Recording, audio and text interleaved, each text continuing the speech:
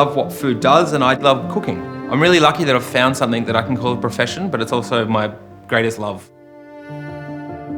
My introduction into sustainable living was about cooking food that was the most delicious. And when you kind of start to understand farming and food production and cooking, always the most sustainably produced food is the most delicious. So for me, it's all about flavor, and the ethos behind the food comes through with the flavor of the food.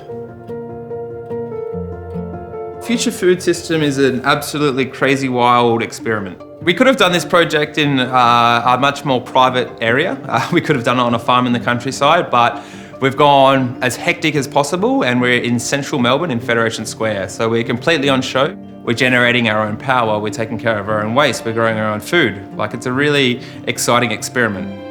There's not a rubbish bin in this place. It's a closed system, basically. So zero waste means closing the system. So we're not bringing waste in, we don't have to take waste out.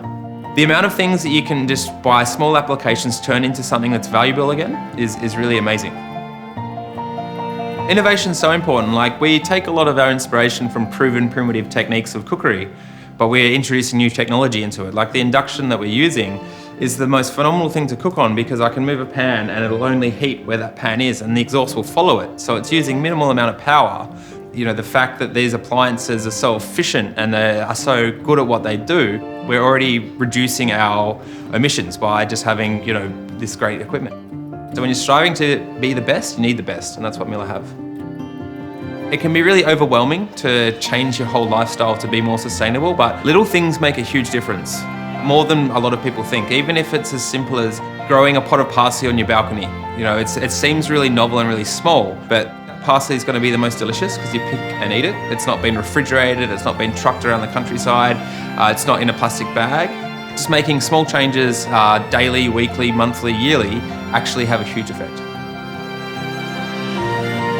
Food for me it's brought me so much joy. Food has given me the chance to travel the world and to meet amazing people, and now I get to have a voice in the future of food to the next generation. So that's a really special position to be in, and the fact that we get to have a voice on what we think is a sustainable food future is very exciting.